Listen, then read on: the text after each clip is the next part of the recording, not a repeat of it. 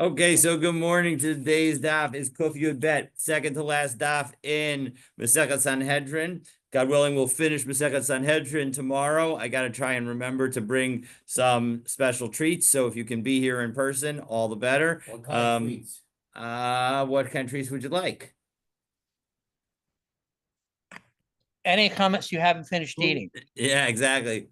Fruit? You want me to bring? Maybe I'll bring some grapes. Good, that's good. Okay, you like grapes? All right, so Yeah, we'll bring good, some good, grapes. I'm okay. probably not going to bring chametz because I don't want to. You don't want to bring chametz and get chametz lost in this building. But in any event, let's take a look at the Gemara at the bottom of Kuf Yud Aleph on Mebet, and we'll get started. So the pasuk says. So what? Let's set this scene.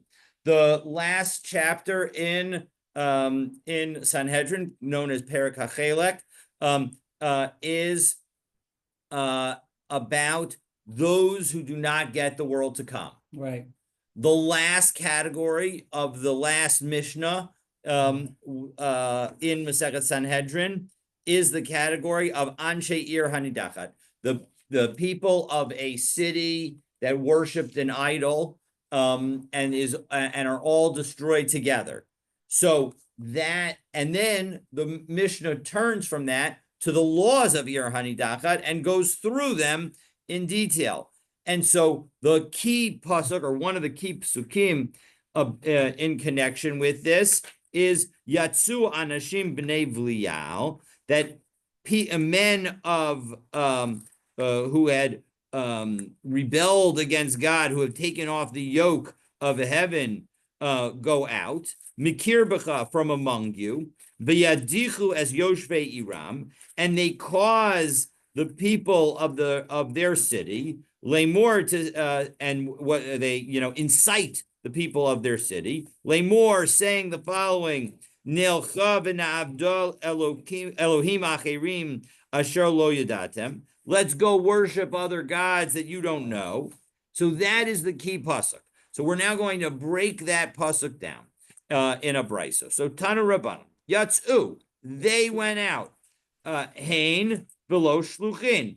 It needs to be people themselves. They can't send messengers. I can't hire somebody. If I were to hire you, Stan, to go and try and turn the Bronx into an idol worshiping Mecca, that would not make me liable for if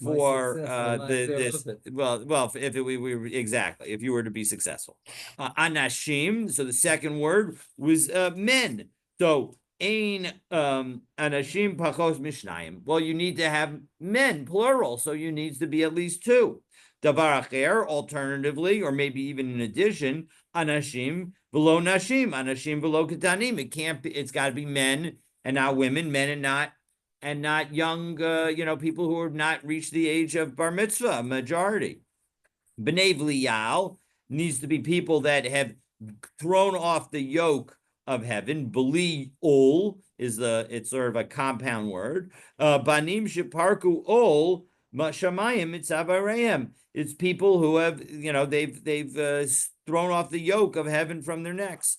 So mikir becha, and they need to be from among you. Below minasvar, they can't be from some other place, from a border town, from some other location. They need to be from among you. They can't yoshvei Iram, and really, on some level, it's they need to be in the middle of the city. Right. It's not just the edge of the city. Mikir becha implies inside, and so therefore it can't be just on the edges. Yoshvei Iram, they need to be dwellers, inhabitants of the city. Below Yoshvei Yeracheres, and they can't be people who live somewhere else. Lemor, and they have to use this. There needs to be some kind of saying. So what does saying mean? So now we can see that the reference in our Mishnah to requiring witnesses and warning for each and every person in the city is in fact not on when it's a single individual, but even when it's on the entire city. You need to have everybody get their own, they have to get their own warning, and there have to be witnesses to their violation. Okay, so that's the brisa. So Itmar, along those lines, Rabbi Yochanan Amar, cholken ir achas l'shnei shvatim. That Rabbi Yochanan says we can have a city divided between two tribes. Now, the tribal lands were, had boundaries. So the question is, what happens if you have a city that crosses that boundary? Now, Yerushalayim is one. We know that the boundary between Binyamin and Yehuda was right at the altar outside the Kodesh HaKodashim, but that's a special exception. So everybody's going to agree with that. But Rabbi Yochanan says you can even have that in other cities. Wow. Reish Lakish says, no, you can't. Ein cholken ir achas l'shnei shvatim. You can't have that in one city divided between two tribes. So in second, Eisvei Rabbi Yochanan Reish Lakish. So Rabbi Yochanan uses our Mishnah to challenge Reish Lakish. Ad shehu medicheha me'osa hi'ir u'me'oso shevet. There is our Mishnah says that you need to have, in order for there to be a ir hanidachat, you need to have people from that city and from that tribe. Now, if in fact everybody in the city is from the same tribe, so my love, afal gav de medicheha me'osa ir, i'ika me'osa shevet in ilolo. What's the implication? Is that even if you're in the same city, maybe you're not necessarily from the same tribe. Doesn't that show that you can divide a city between two tribes? And the Reish Lakish says, of course not. Lo, the nafla birusha. Somebody can get an inheritance. So, for example, if a man in that city has only daughters, and then the daughters marry people from a different tribe, now all of a sudden that man's grandsons are going to inherit the land in that city, but they will be from a different tribe. And so even though the original city was not divided between two tribes, it is divided now between two or even more tribes, because over time the property fell to another family. Who wins that? So now we're going to see that in fact, but the city itself, it's located in one tribe, and so only people from that tribe can cause a problem. If they're not from the tribe, then they won't be able to cause a problem. So we already know that there's a Gemara that says that Yerushalayim was divided between two tribes. Yes, I began that way by noting that it was that's even Reish Lakish would agree that, of course, Yerushalayim can be divided between two tribes, between Yehuda and Binyamin, but he's because that's specifically noted in Tanakh. But the question is, how about other locations? What are can other cities be divided between two tribes? So Inami, so that says that every city. Are you saying that every city was designated for a specific tribe all throughout the land of Israel? That's correct. That's what Reish Lakish says. And remember, it began that way. It doesn't mean that all the inhabitants were that way in the end. And of course, there are people from Levi and the Kohanim that might live anywhere. But the point is that those there was borders between tribes were geographic, presumably, and those geographic borders would determine where a city was located. And if a city ended up being on the border, so then it would follow presumably the majority, whichever the majority was. So that's one. So that's again, and that's Reish Lakish's position. Rabbi Yochanan's position is no. If it's on the border, then it can be divided between two tribes. The border of what? What? The border between two tribes. All 12 tribes each had their own space in the land of Israel. And so imagine, it's like states in the United States. You can have, Kansas City is sort of divided between the Kansas and Missouri. So, there are some cities that are like that. Bristol, Virginia, and Tennessee. What was that? Bristol, Virginia, and Tennessee. The main street is actually the state line. Ah, okay, there you go. Bristol. Okay, excellent. So there are you can have that. You can imagine how it can exist.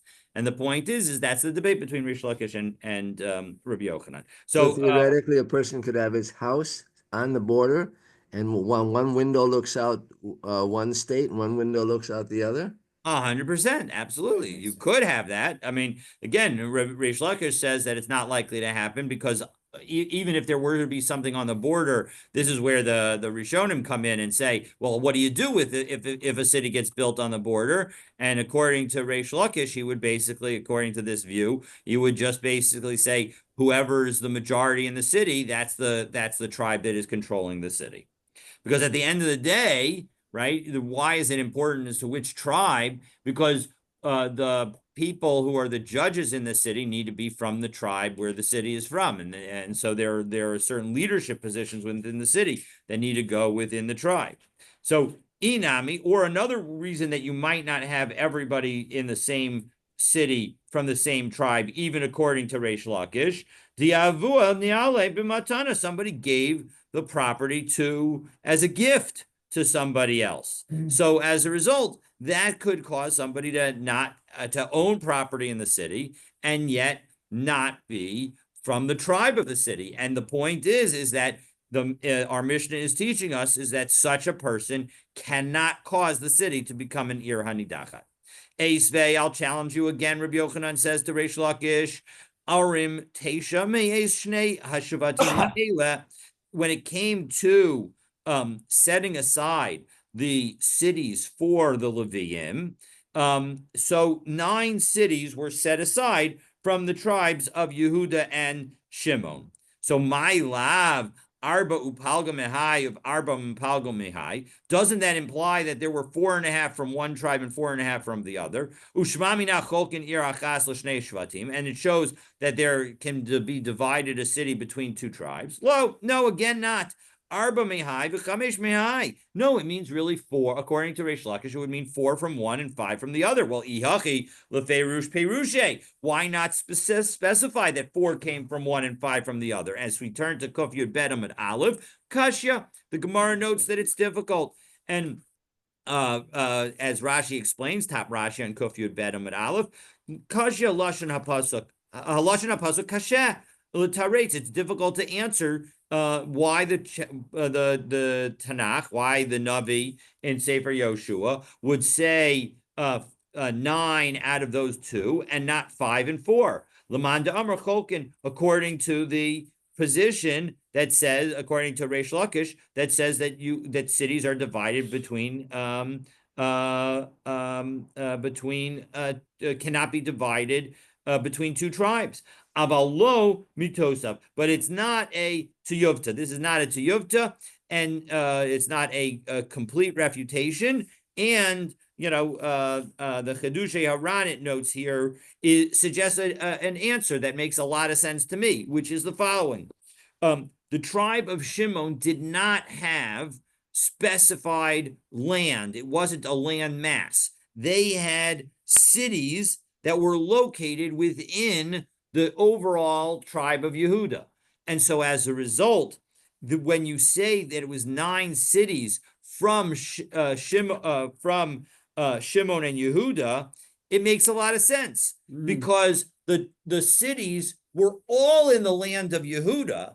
Just some of them came from Shimon, but Shimon was within the concept of the land of Yehuda. So that was the answer that the Chedushay Haran gives, and seems like a reasonable answer, even if it's not a perfect answer, and that's why the Gemara answers with a kasha and not tiyuvta. So the bottom line is that it's unclear whether or not the halakha is like Rabbi Yochanan or Reish Lakish, but this is not one of the exceptions, and so as a result, in general, we paskin like Rabbi Yochanan, which means that we would say that the 2 tribes can split a city. So Ibailahu hudchu me'elehen mahu. So you're saying it's like a landmass inside, or were the Shimon spread out within Yehuda, or was it a separate landmass? No, it was spread out within Yehuda, like an island. No, it was spread out as in several islands within Yehuda, each being a city. So it was the way Shimon's possessions went.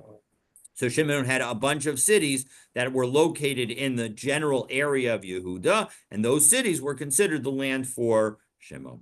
So mahu, what is the law? So back again, we'll read the starting second word on Kuf Yud Bet Amud Aleph. Ibailu, they asked, what happens if nobody was served as the instigator in a city? Mahu. What's the story? So here we have everybody decides in the city that they're going to start worshiping idols, but nobody encouraged anybody else. They all just decided, that they were going to do it for themselves. So v'yadichu amarachmana. So it says that they had to have been subverted. And it doesn't suggest that they could be subverted on their own.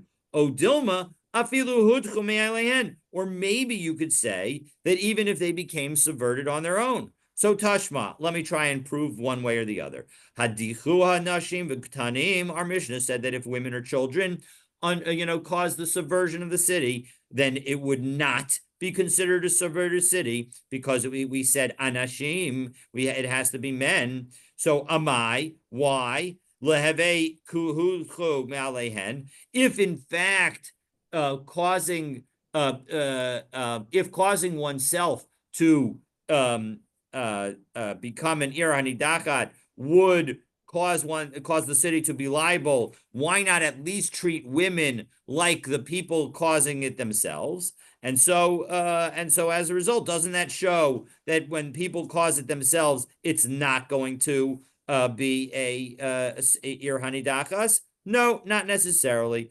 Hanach basar nafshayu greeting. No, the point is that there, when you do it on your own, it's your own inclination that's causing you to follow the idols. And so that's more punishable. But hani basar nashim uktanim gride. But when you just follow women and children, so then that's not necessarily a good proof. So although we haven't given a good proof and we haven't made a case in either direction, I'll note that the Rambam paskins that for an ir hanidachas, it needs to be led astray. It's not an ir hanidachas if they're led astray by themselves. That's not to say they're not punished, meaning they would get the worst punishment of having of skila instead of the lesser punishment of beheading, and they would get the better situation for their heirs being allowed to inherit the property as opposed to having all the property destroyed.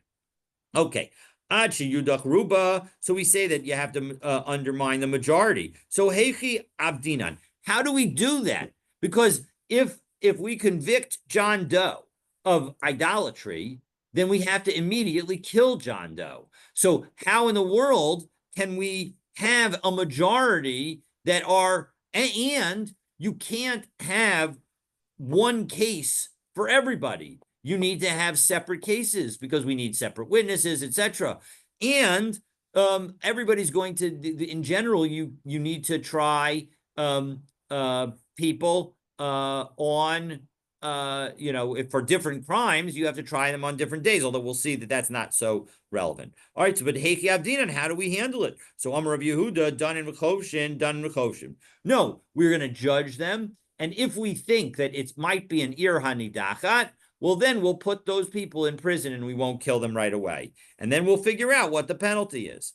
So Amar Le Ula. Now, it's interesting because that opinion, it occurs to me, may be that you have to, what kind of warning was given to the person? Because did they give them a warning of the penalty of skila, or did they give them a warning of the penalty of hereg? So you have to, so the question is, or they just give them a penalty, note that it was going to be subject to the death penalty. So maybe you have to say that it was the latter, and it's according to the viewpoint that you can be general in that way, in giving a warning. So Amar Le Ula says no. Nimsa atama anes dinan shalelu. You're going to end up causing the delay of the justice for these people. And again, we have seen before that delaying justice is not a good thing. This is, the Talmud is the actual earliest source. If you go to Wikipedia, you'll see that I've made changes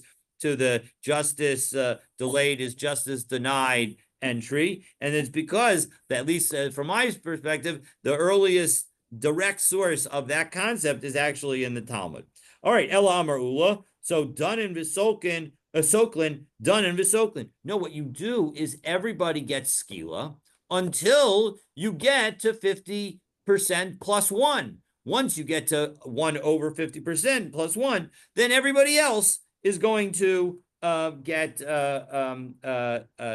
hereg. As Rashi says, basically middle of the narrow lines of Rashi on Kuf Yud Amud Aleph on the right-hand side of the page. Again, another daf with no tosos. Ad chetzian, until you get to 50%. That we assume that they were individuals, the dun and Visoklin, and therefore we judge them and we give them skila.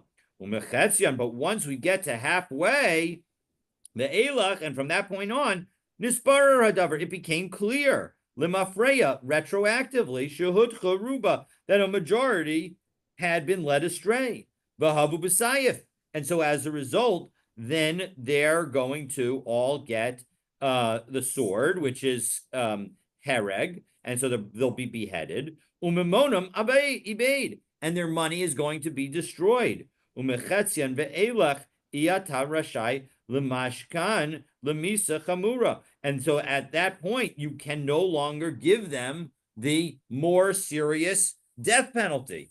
So that is Ula's perspective. Itmar, another perspective. Rabbi Yochanan Amar, done Visoklin. Again, just like Ula, he says we judge them individually until we get to a majority. Reish Lakish Amar, Marbin Lahen Bate Dinin. Actually, what we can do is we set up numerous courts so that we judge all the people at one time. One second, though, Aini, is that really true? Rabbi Chama Bar Yossi, Rabbi Oshia, v'hotzeisa es ha'ishahu, o es ha'isha hahi. When it comes to the death penalty and taking people out to court, it says that you're taking out the man or the woman. Ish v'isha tamotzi l'sharecha. Only an individual do you take out to your gates in your own city. V'iyah tamotzi kol ha'ir kula l'sharecha. You don't take out your entire city to those gates. If an entire city is being subject to the law of Ir Hanidachas, that's going to go all the way to Yerushalayim to be judged by the Sanhedrin Agadol, not the Sanhedrin Akatan that is in each city. So as a result, and Rashi makes clear that the way I'm just explained it is the meaning of this Gemara. So Ella, so what did Reish Lakish really mean? Marban lehen bate dinin uma'ainin b'dinehem. No. The local courts are going to evaluate, are we in the ballpark of an Ir Hanidachas? And so if we're in the ballpark, they'll hear the witnesses, etc. They'll hear all the details. Right. They won't reach any conclusion. They'll just reach the conclusion that, in fact, this might be an Ir Hanidachat. And so then they'll send them to Yerushalayim to be judged by the Sanhedrin Agadol. Umaskinan lehulu beitin agadol, and then you go to the great court, again the 71 judges in Yerushalayim. V'gamri lehulu dinayu v'katluhu leilu, and then they'll be executed. Again, so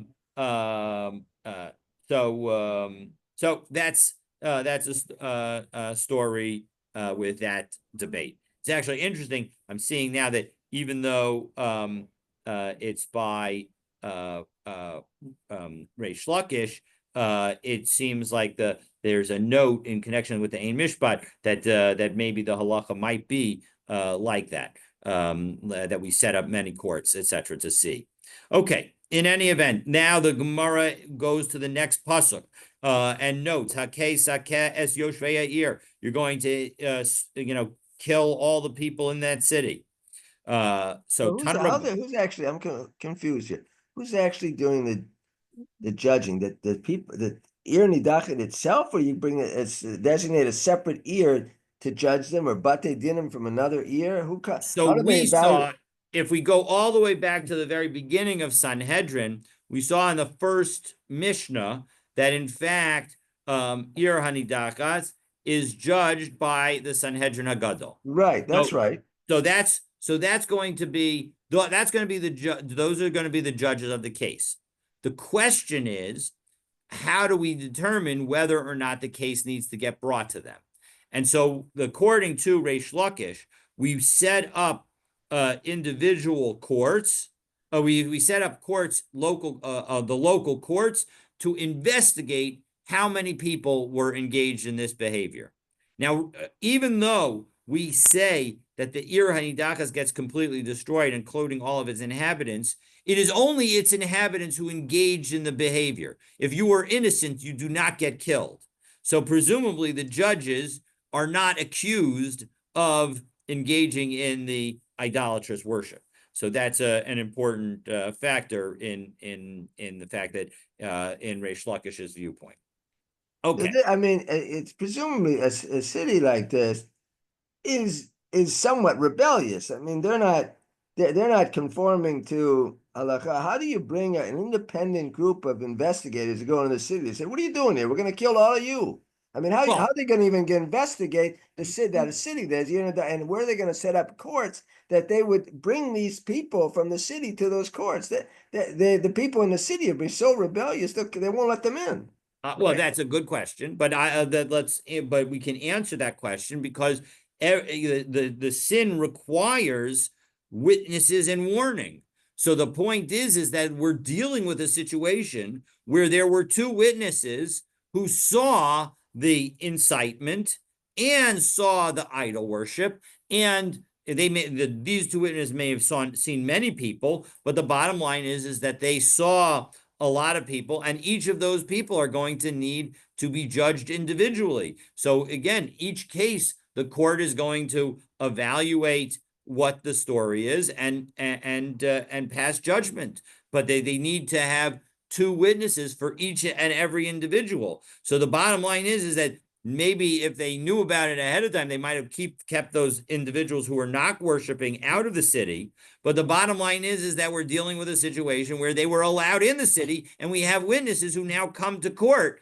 And again, we're assuming that the court itself is not acting in a subversive manner. The court itself is filled with righteous people. Otherwise, it's a different issue that we would have, because then it would be a rebellious court, and that's a different topic altogether. So we're dealing with a situation where the court in the city is righteous, and we have witnesses. So it is possible to bring such a case. Okay, so you're going to destroy the people in the city. So Tana Rabbanan, the brisa that discusses what does it mean to be a member of the city. If you have a donkey or camel caravan that's going from one place to another, lana betocha, and they live in that, they start dwelling in that particular city, and they get subverted with it. If they've been there for 30 days, then they get killed with the sword, and their lot money is taken away, is destroyed. But if they were there for less time, well, then then they're not part of the city because they didn't live there for 30 days, and they are and then they are able to their money is inherited. Uraminu, 1 second. I have a Mishnah that suggests otherwise. This is a Mishnah in Bava Basra. Kama how long do you have to be in a city to be like one of the people of the city? Shnei Masar Chodesh. We said you need to be there for 12 months. And Rashi explains that this is talking about where in order to be covered by what we would call taxes, by things that are to fix up the roads and to deal with the to hire employees and to police force, etc., etc. Amar Rava lo kasha, not difficult at all. Ha lemeheve mi b'nei masa. A 12 months is in order to be like one of the members of the city. So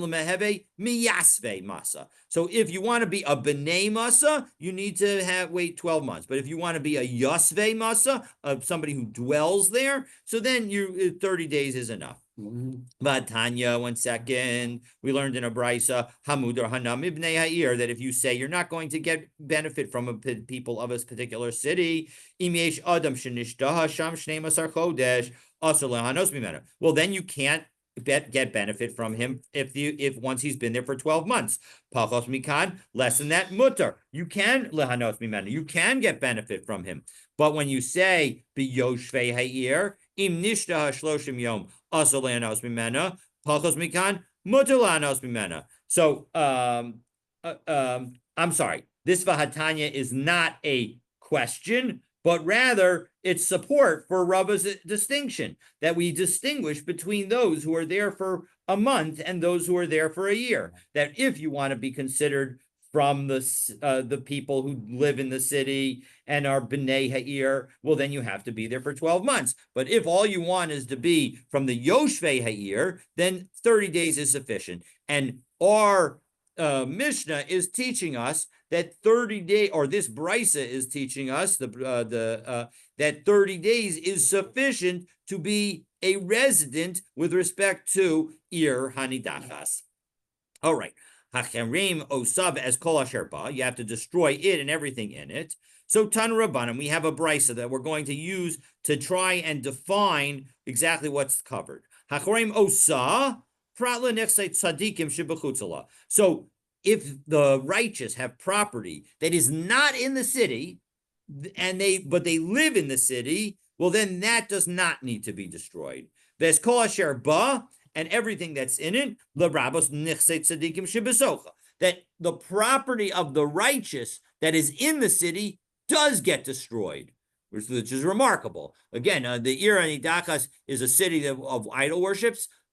There are certain people who did not worship idols. They're going to be spared, and yet all their property is destroyed. Shlala, below shlal shamayim. It says that it's got to be the booty of the city, but not the booty of heaven, meaning that it's not going to be kudshim or can't be hektish. As kol shlala, and all of its booty, l'rabos nichse risham shechutzala. That comes to include that not only do we destroy the property of the wicked people who live there and that is in the city, but even the property that the wicked people have that's outside the city, we're going to bring into the city. Rabbi Shimon, why should the righteous people lose their property in that city? They didn't engage in idolatry. Well, who caused them to live in? What caused them to live in a city that was so wicked? It was mamonim, their money, meaning that they chose to live there because of property. Lefikach mamonim aved. So as a result, they're going to lose their property. And the idea being is that when you have wicked neighbors, you need to move. It's not good to stay around them. They'll influence you. Amar Mar, Mez Kol Shlala Tikbots, L'Rabos Nixei Rishayim B'Shibachutzala. And again, we said that when it comes to at Kol Shlala, that it comes to include property of the wicked that is outside the city. So Rav Chisda ubenikbatzim letocha, but it's only property that can be gathered there relatively easily, as Rashi says. Last wide line at the top of Kuf Yud Bet and Aleph on the left-hand side of the page. Rav Chisda ubenikbatzim letocha nichse rishayim hakarovim leir, the property of the wicked that is close to the city, shiacholum lekavtzam, that you can gather in letocha ir, to the center, into the city, ba'oto yom, on that day atzmo itself, shekonsin shlal ha'ir, that when we take all of the property of the city l'rechov, to the central square, l'sorfan, in order to burn them, hein avudim ima, that will get destroyed with it. Aval rechokim, if the property is far away, de'ein magian le'ir, that it can't get to the city in time, ein an avudim, it doesn't get destroyed.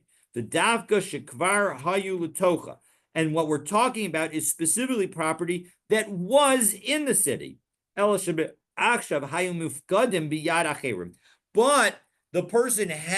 wicked person had a Rembrandt, but he gave the Rembrandt to somebody outside the city as collateral, but it still belongs to this wicked person in the city. So if that person is close so then we'll take the Rembrandt and we'll destroy the Rembrandt, because again, all of this wicked person's possessions are getting destroyed. So that's the story. But if that property, if that Rembrandt was never in the city, well, then Kagon Shenafla Hem Yerusha, for example, it was real estate and it came through an inheritance outside, Lo Karina by Shlala, then it's not considered part of the booty, the Ain Hamamon Ibade, and then money does not get destroyed. Okay. Don't So Sadiqim sometimes, they're to the generations, Rabbanim, they go to other cities, faraway cities, to try to bring people closer to Judaism. So the city may not. So at what point should they recognize maybe I shouldn't be in the city? But it may be too late. I mean, they went there for a good reason. So why should the property be destroyed? You have stories of Jews going to faraway places and to try to bring people close to Yiddishkeit. 100%. But the bottom line is that if in fact they were so unsuccessful that a majority of the city goes and worships idols, then it means that they stayed there too long. That's the best answer that I can offer, is that they needed to leave before that. It would be, I can't, that's the best that I got at the moment. Or maybe there are just places where Jews should not be living. Well, that could be too. But the bottom line is that even if we were to say that, because remember, these are all Jews here, so it's even among Jews there may be places that Jews shouldn't live. So, but Amar Rav Chisda Pigdona. So now we're going to go a little bit deeper into this concept of deposits of collateral. Pigdonot shall anshe ir anidachas mutarin. The deposits of the people in a ir hanidachas are permitted. What does that mean? Heichidami. What is he referring to? If he's talking about property that belongs to somebody from a different city and it's located in the subverted city, so then pshita demutarin. Of course, it's permitted, because lav shlolahu, it's not the booty of the city. It doesn't belong to anybody in the city. So Ella didhu. So it must be that it's property that belongs to the people in the city, in the Ir Hanidachas. The Isanu be'ir acheres, but they are located, that the property is located in another city. Well, idinik batsim besocha. 1 second, but if it can be easily brought into the city, amai mutarin, why would it be permitted? So and if it cannot be easily brought into the city, we already said this. So what is the factor that Rav Chisda is trying to teach us about? So really, what Rav Chisda is highlighting is property of another city where it's deposited in our city. And here's what we're talking about. Where the people in the city accepted responsibility for the deposited item. And if I accept responsibility for the deposit for an item that's deposited with me, then it's almost as if I own it. Indeed, in connection with Pesach, we're going, that's a very important element in understanding, the concept of who owns the chametz. That if I have responsibility for it, I would be considered the owner of the chametz. And so that's maybe you can call that a daf yomi coincidence, because even though we're not talking about chametz, it's directly relevant to what the topic that we're dealing now, because we're all selling our chametz. Exactly. So I know could go into kabbalah layak rayas. So Mao de Tema, what might I have thought gave into Kabbalah Rayas Kedidei Dami, that we treat it like him as Kamash Malan. So Rav Chisda is teaching that even if you take responsibility for it, it is not considered the person's, and as a result, it would not get destroyed with the city.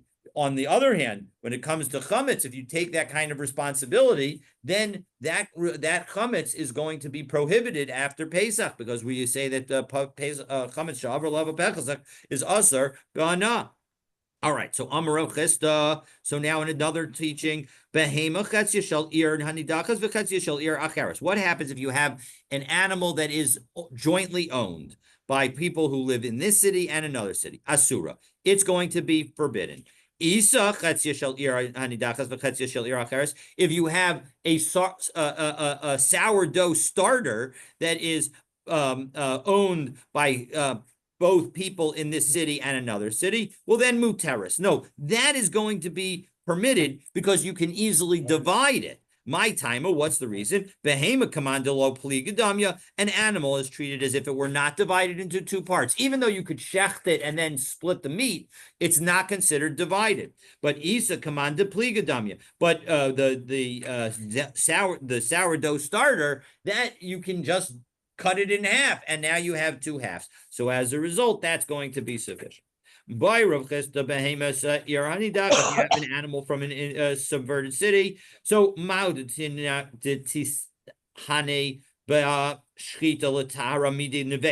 so what happens if we have this animal and then it's going to be prohibited, but if we kill it and it dies without shchita, so then it is tamei, it have the tuma of a nevela, of a dead animal.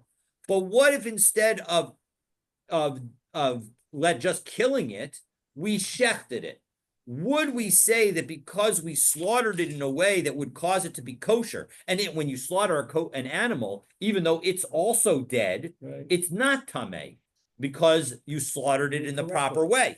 And so as a result, do we say that it's still going to be like a nevela, or do we say that no, you shechted it? So do we say lefi charav amarachmana? The Torah says that you need to kill it by the sword. Veloshna shachta mishchat, loshna katla mikdal. Doesn't make a difference how you do it, and so as a result, it's going to be considered killed and therefore a nevela. Odilma kaven the shachta mahanya leshach shchita, or do we say no, you shechted it, so as a result, that's going to be good and it's not going to be tamei? So what's the halacha? Teku. This is unresolved. Now, Rambam actually doesn't answer this explicitly, and the commentaries go in both directions in connection with this. So it's interesting to note that you can go either way, but it seems like based on the analogies that the Rambam makes, I like the position that suggests that he would say that it is not tamei. Wow. Okay, but Rav Yosef. So Rav Yosef asked the following: Say our nashim Well, who's slaughtering the sidkani. animal? Does it matter? What? Who's doing the shchita? Is it No, it done- doesn't matter. The point is that whoever's killing the animal, because again the animal gets killed as part of the destruction of the city. So it's whoever's doing that destruction, whoever's the court enforcer. So then the animal is not. And the question is does that court enforcer have to go, who's shechting the animal, does he need to go to the mikveh because he touched the animal with a metal object and that he was holding, and so as a result he would become potentially tamei, and so as a result, is he considered tamei or is he not considered tamei? So that's sort of like the way I understand this direct situation. Okay, so by Rav Yosef, Sei'ar Nashim Sidkanios Mahu. What's the law with respect to the righteous, the hair of the righteous women? Because of course, if it's the hair of the unrighteous women, well, then they're getting killed, so it doesn't matter. But what's the story with the hair of the righteous women? So Amarava Hadarishayos Asur, but one second, even the hair of the wicked women is forbidden. Tikbots v'sarafta ksiv. You shall gather and you should burn. So misha eno mechusar ela kavitza usreifa. That which lacks nothing but gathering and burning. Yatzazesha mechusar talisha ukavitza usreifa. So when it comes to this property of the hair of a woman who is righteous, in order for it to be considered property, right, you would need to cut it off her hair, cut it off her head, and then it becomes property. Because remember, property in the city gets destroyed. Right. So the point is that initially we think that the question is about the hair that's on the head of the righteous woman that is literally growing out of her head. And so, and then and the answer is, of course, it's not going to get burned because only things that are loose can be burned. Ella amarava b'feya nachris. What's the question about?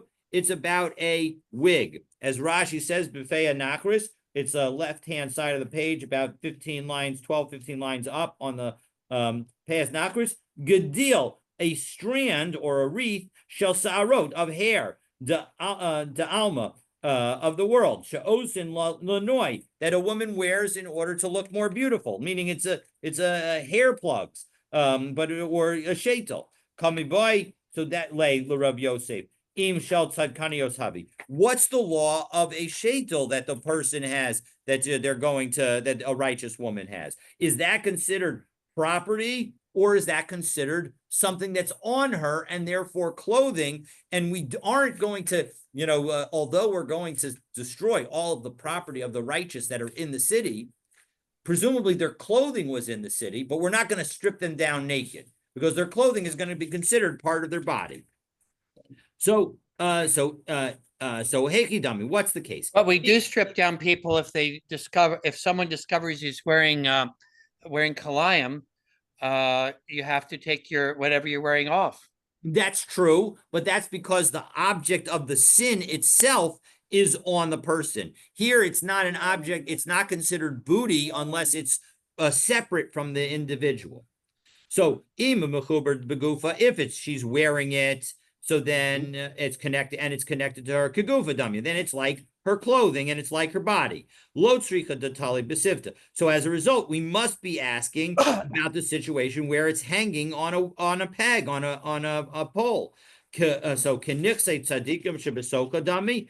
Do we call it that it's like the righteous property that's in the city, and therefore it's going to be destroyed? Va'avad odilma kevan da'ila the nafka, or because whenever she goes in and out of her house, she's always going to be wearing it, kilavusha dami, then it should be considered like something she wears. Teku, that also gets unresolved. Here, the Rambam is clear that it's treated like property, and as a result, it would get destroyed.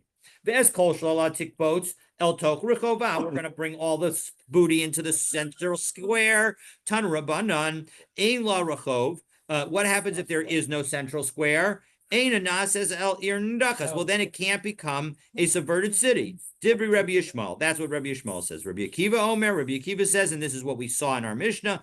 Ein la rechov, osin la rechov. If it doesn't have a central square, make one for it. But my committee, what are they arguing about? Mar sava rechova meikara mashma. The Rabbi Yishmael says that rechova implies that it has to already have been there. Umar sava rechova hashtanami mashma. No, a square just means that it has one now. It doesn't have to be when from before. As we turn to Kof Yud I'm a bed. Vehakadei showed Sheba Yipadu, that you got to redeem the consecrated objects. So Tan Rabbanan, Hayuba Kodshim, if there was Kodshim in it, Kodshim is Beach Yamusu. Well, then, if it was supposed to go on the altar, well, then we have to let it die. As Rashi says, Kagon Olos V'Ashamos, top Rashi, top line. Shel Rishayim, that those wicked people were planning to bring a korban ola or korban asham, then those things need to die.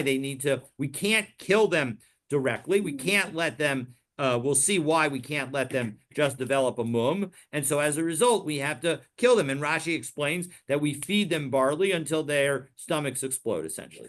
When it comes to items that were given to the Beis Hamikdash in order to maintain the Beis Hamikdash, well, then those items get redeemed, meaning that they are not, as we saw in our Mishnah, that they are not considered part of the possessions of the city. Utrumos yirkavu, and the truma should be left to rot. So Ma'aser Sheni, the Kisvei HaKodesh, Yuganzu. And then Ma'aser Sheni and holy writings, so then, Svarim, like a Sefer Torah, etc., they get hidden away. Rabbi Shimon Omer, Rabbi Shimon says, Behemta, that says it's animal. So, V'lo Behemes Bechor U'Maser, so it excludes the Bechor and Ma'aser animals. Shlala, Prat L'Kesef, Hektish U'Kesef Ma'aser. And when it says its possessions, its booty, it's referring to everything except for money and Ma'aser Sheni. So Amar Mar, hayuba kachim mizbeach yamusu, that we say that if there's animals that need to go to the altar, that they have to die. V'amayamusu, why do they have to die? Yiruo ad sheyistavu, let them just graze until they develop a blemish, and then we'll kill them. V'yimakru, and then we can sell them. V'yiblu demeim l'nedava, and we can then use their proceeds to go for voluntary offerings.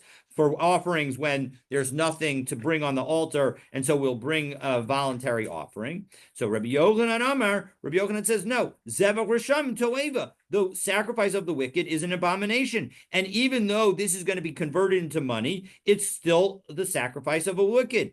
Reish Lakish Amar Mamam Baalim Hu. No, and Reish Lakish says no. It's because it belongs to the owner, and so as a result, because it belongs to the owner, it needs to be destroyed because the owner is a wicked member, is a member of the city, and all the property of a member of the city needs to be destroyed. And here we're dealing with holy items, with things that were subject to the being offered on the altar, where the owner bears responsibility. So, for example, if a person were to say that he was going to obligate himself to bring an olah, so then if he then sets aside one olah and it gets destroyed, he still has the obligation because the obligation was on him, not on the animal. And so when he has that kind of obligation, that olah is treated as if it still belongs to him, Rabbi Shimon, and that's the position of Rabbi Shimon, the Amar Mamam Baalim Hu, because he's the one who says that the money belongs to the owner, that a sacrifice still belongs to the owner when he has responsibility if something were to happen to it. But there are a lot of examples where I don't have responsibility. If I point to my goat and say Zay Ola, yes, 100%. And in that situation, then it would be considered hektish, and it would not be subject to the rule. And you would, according to Reish Lakish, be allowed to allow it to go out to the garden, graze, develop a mum, sell it, and change the money for money that would be for Nidavot.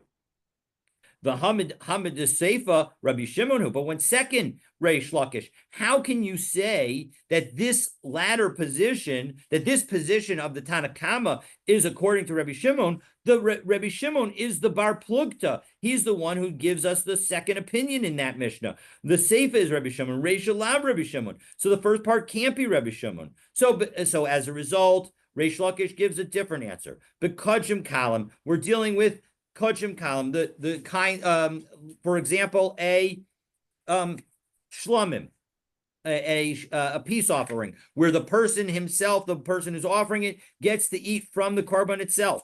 And this is like Rabbi Yossi Aglili, the Amar Kodshim Kalam, Mamam Baalim, that according to Rabbi Yossi Aglili, the property of a shlomim is the shlomim itself is the property, remains the property of the owner. Aval Kodshim Ma'avi Padu. But when it comes to Kodshim, then they would get redeemed. One second, are you saying that they would get redeemed? But Aditani Seifa Kodshim Bedek Habayit Yipadu. You tell me that in the end, when it came to Bedek Habayit, you were going to redeem it. Liflog Litne Bedida. Why not tell me the law of the same item? Meaning, instead of saying in the beginning of that brisa that we just cited, that first when it comes to sacrifices, you need to kill them, and then when it comes to hektish, bedek habayit, you need to redeem it. Why not say when it comes to kodshim kalim, you need to kill it, and when it comes to kodshim, you need to redeem it? That would be a better case for us to discuss. So, why not say it that way? Well,